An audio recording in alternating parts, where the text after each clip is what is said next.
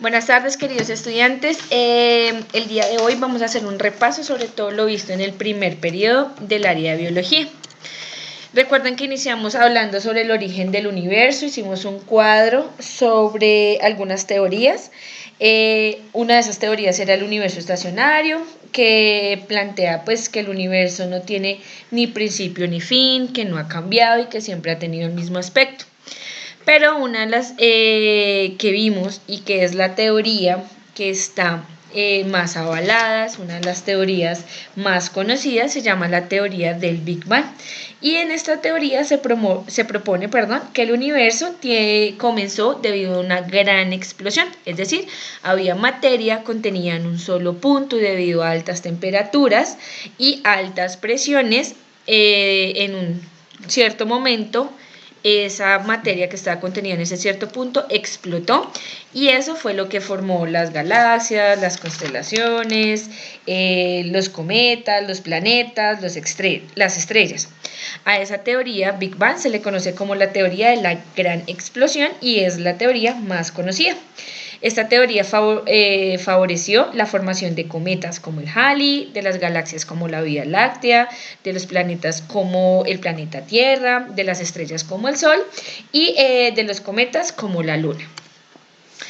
Lo siguiente que vimos fue todo lo que tiene que ver con historia celular. Chiquis, recuerden que el primero que vio pequeñas partículas fue Robert Hooke.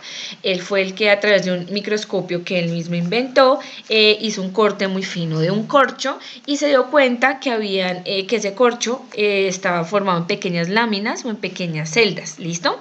A eso le denominó células. Robert Hooke fue el primero, en descubrir estas pequeñas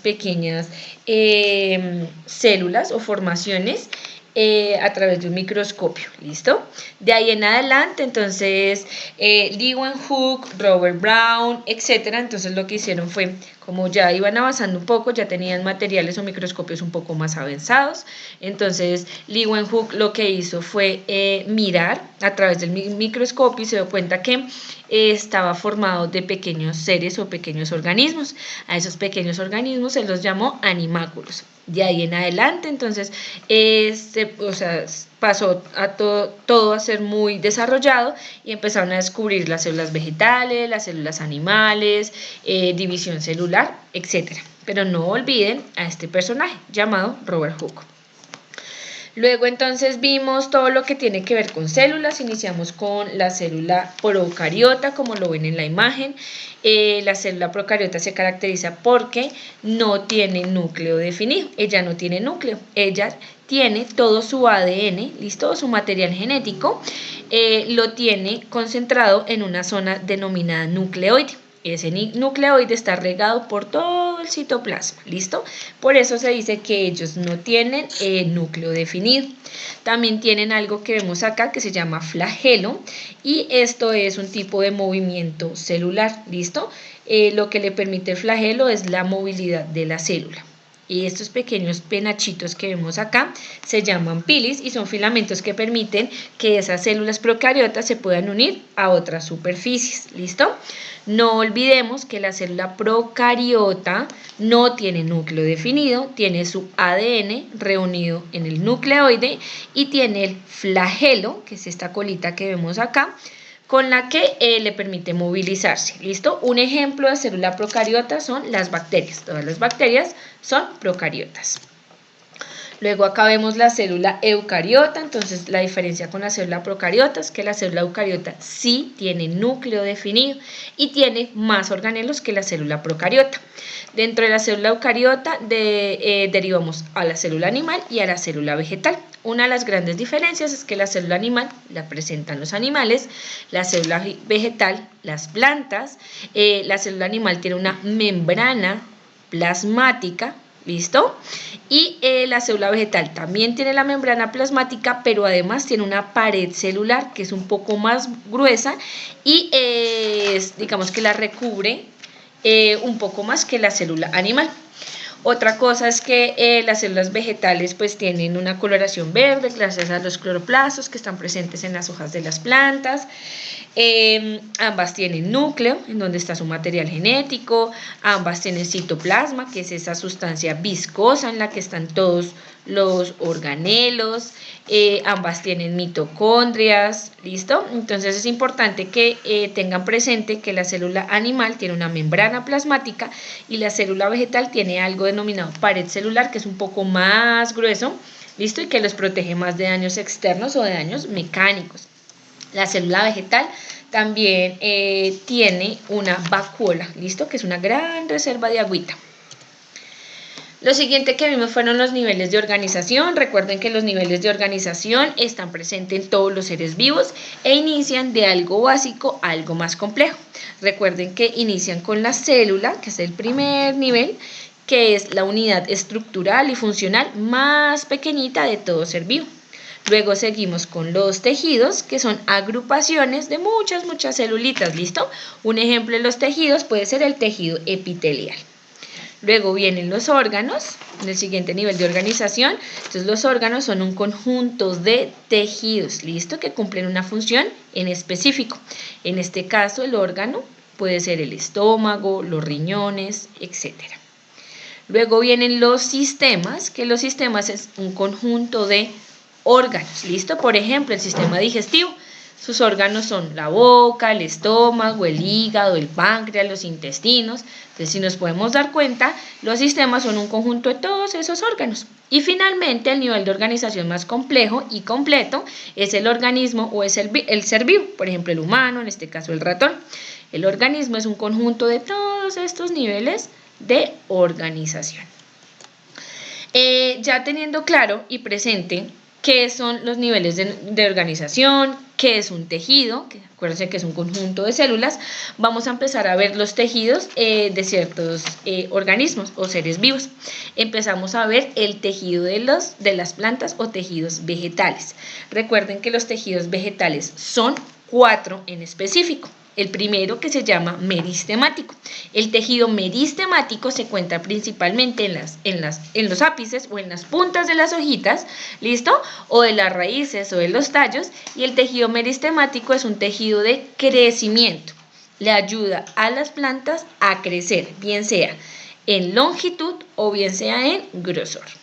El siguiente tejido vegetal es el tejido dérmico, ¿listo? El tejido dérmico es aquel que recubre toda la superficie de la planta y la protege de daños externos, de parásitos y de daños mecánicos.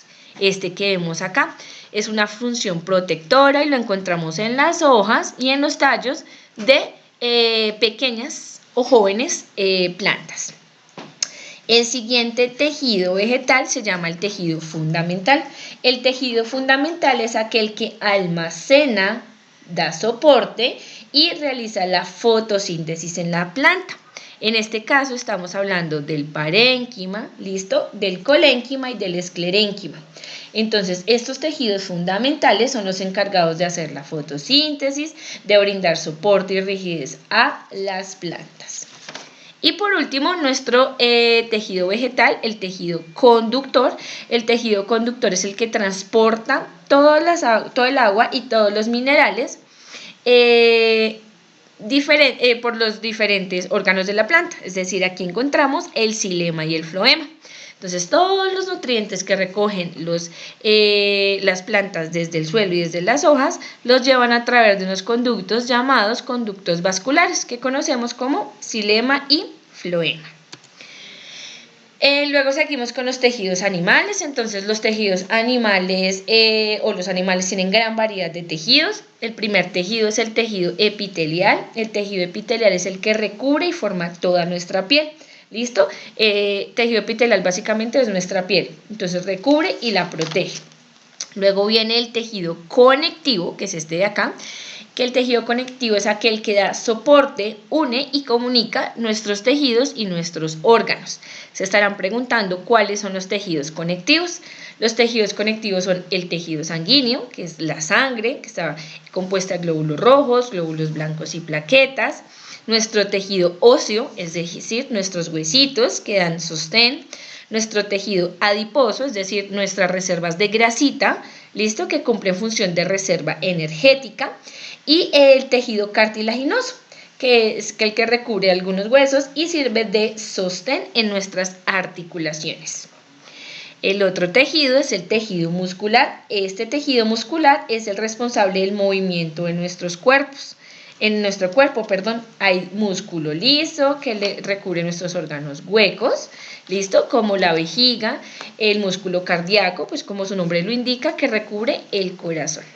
Y por último, nuestro tejido nervioso, que es el que recoge absolutamente toda la información de los órganos sensoriales y la transmite a través de los nervios o de las neuronas. ¿Listo?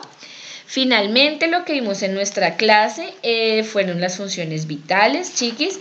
Recuerden que las funciones vitales están presentes en absolutamente todos los seres vivos. ¿Listo? Y las funciones vitales se pueden clasificar en 3. La función de nutrición, que es mediante la cual todos los organismos vivos incorporan sustancias y la transforman en energía.